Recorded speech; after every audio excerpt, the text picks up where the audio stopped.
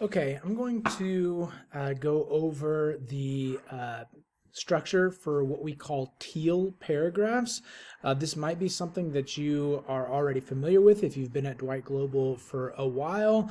This may be new to you. Probably you have heard of something similar, but we use this acronym TEAL in order to make things clear and also to kind of stay consistent among within our English department. So if you continue at Dwight Global, you will continue to use this vernacular to describe the structuring of a more academic approach to writing paragraphs. Okay, so first of all, when we think of TEAL, if we had like an entire essay in which we had multiple paragraphs, TEAL is kind of what we would use to put together one of the body paragraphs. So if you start with an introduction, and you have like the middle section and then the conclusion, this is essentially one of the body paragraphs. But oftentimes we'll ask you to use the TEAL method or the TEAL structure, even if it's not part of a big essay, but even for like a discussion board or potentially for a test. So if you're ever asked to use the TEAL structure, you can apply it just to a single paragraph as well. And essentially this is what it stands for. TEAL stands for topic, sentence, evidence, analysis, and link. Let me break that down for you a little further. So first is your topic sentence. This is going to go at the beginning of the paragraph. Usually it's the first sentence. It may not always, but it should be very evident early on in the paragraph kind of what the main idea is. And it's going to make a claim or an argument. Basically, it's like a miniature thesis statement. So you may already be familiar with thesis statements. You may be learning about it a little bit more in depth later on. But basically, it's kind of like if you were to write a long essay in which you have one kind of clear main argument in the essay. This is kind of the mini argument that just takes up that paragraph, right? The focus of that paragraph. As a reader, I should know really what the paragraph is all about really early on, or else I might be confused trying to figure out, what is the whole purpose of this? What direction? What's the point, right? What's the point that the writer is trying to make? And essentially it's giving an overview, as I said, of the content and purpose of the paragraph and connects to the overall purpose of the paper. Again, if you're writing this paragraph within the context of a longer paper.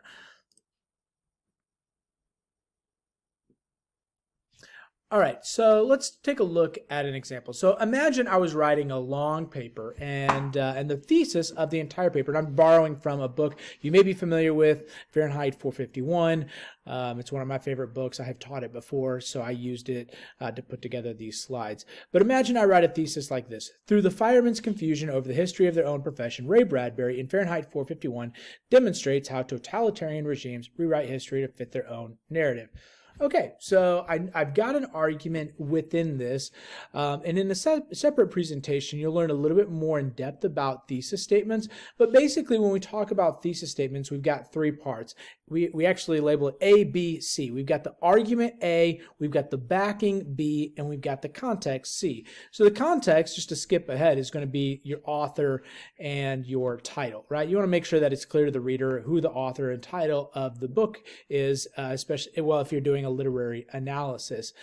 The argument is the claim that you're trying to make. Like, what unique position are you taking in regards to whatever your topic is?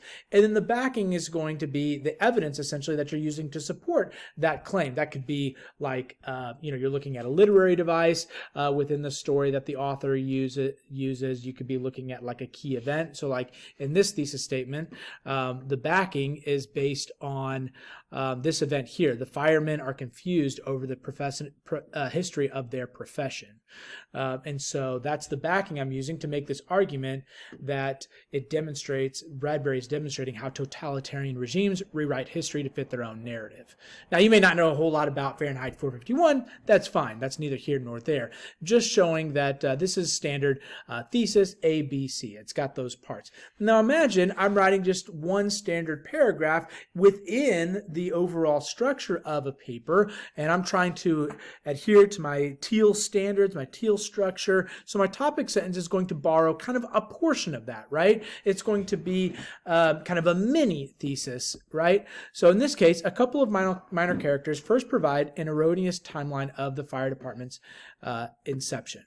Okay, so this essentially borrows from the overall thesis, but I'm narrowing in on, and apparently I'm looking first at a couple of minor characters. Presumably, I'll be looking at other characters in the future to continue to make my case.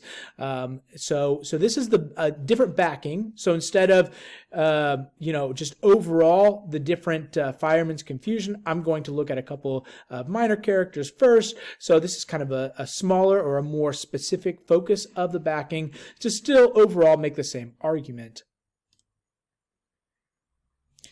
And just to reiterate, at times you may be writing just a single paragraph. You're not writing it in the context of a whole paper, but as you write that paragraph, you want to start with what's the argument essentially that you're trying to make? What's the point you're trying to communicate? And so you want to have that argument or that claim really early on, and then you want to get to evidence and to support the claim that you are making. And you want to analyze that evidence. So I'm going to switch over real quick from this presentation and go into a brief presentation on embedding quotes, because that's essentially what you're doing. So T, topic sentence, E, evidence is essentially it's textual support, textual evidence to help your reader know exactly what you're using in the text to prove your point, right? This is important no matter what we're doing. We see this in the news a lot, right? Fake news. Oftentimes people are making claims that are unsubstantiated, right? They've got no proof, they've got no evidence, or their proof or evidence are kind of not very strong, right? They're people who aren't experts in their field. My neighbor says, and they're using that as their expert proof. But essentially, that's the same thing in whatever we do. We want to prove what we say, what we claim with real strong evidence. And so, the best way to communicate your point to a reader is to actually show in the text what is it that supports your claim. And at times then you also go to outside sources beyond the text as well, something that we will build upon in this course also. Okay, but let's take a look at embedding quotes. Wherever you're embedding quotes, a few things to keep in mind. Okay, so you asking a question just to see if you can kind of test yourself. Which of the following lines is correctly cited here? This is taken from the novel Alaska by John Green. You might want to pause the video for a second if you want to think of what it might be, because I'm going to give you the correct answer right now. Okay, it's C.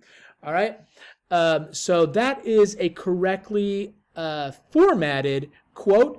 We're going to spend more time on formatting quotes in the future, but just so that you can kind of see a little bit of this, in MLA format, which is the type of formatting we're going to use in this class, and you're going to use in all your English classes and essentially all your classes at Dwight Global, so if you give the quote here, notice that there's no punctuation before the end of the quote. So a direct quote, this is when you're copying word for word from a text, starts with a quotation mark, you give the quote, then you put the closing quotation mark, no punctuation right here. There are a couple exceptions to that, namely question marks and exclamation points. If they are in the original text, then you'll put those there, but a period or comma you leave out. Then you put a space between the closing quotation mark, put the parenthesis, open parenthesis, last name of the author, space, page number, close the parenthesis, and then put your punctuation on the outside of that, what we call a parenthetical citation. Notice there's no comma in here. I see that sometimes where students will put a comma here, or sometimes they put a title here. No, it's author's last name and page number. Later, we'll get into more details about MLA formatting. For example, when you don't have an author or you don't have a page number, what do we do in those situations? Because it can get tricky. We'll cover some of those things a little bit later on. As I already mentioned, there are some exceptions. If the quote itself ends with a question mark or exclamation point, you actually will keep those in the original quotation and then still put a period at the end of the parenthetical citation. So you can see something like this. Question mark, this was in the original text, but I still put a period at the end.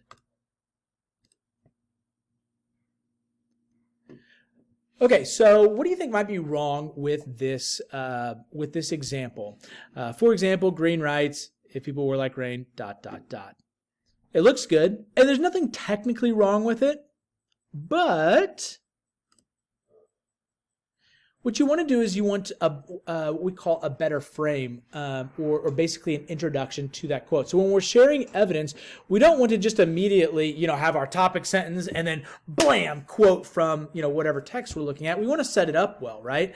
We want a good frame or a good introduction of that quote that gives context to what's going on. So look at this example, which is a little bit better. Instead of just, for example, Green writes, which was on the, for example, Green writes. Okay, that's, But here we go. For example, Miles Pudge Halter, the story's protagonist, is drawn to the energetic force of Alaska, a girl at his new school, and explains if people were like rain, ... So we see all of this information here that's being used as an introduction to that quote. It provides better context for the reader, not only of the story, but, the actual context of the quote. At what point in the story is this happening? Because that can also affect some of the overall significance, right?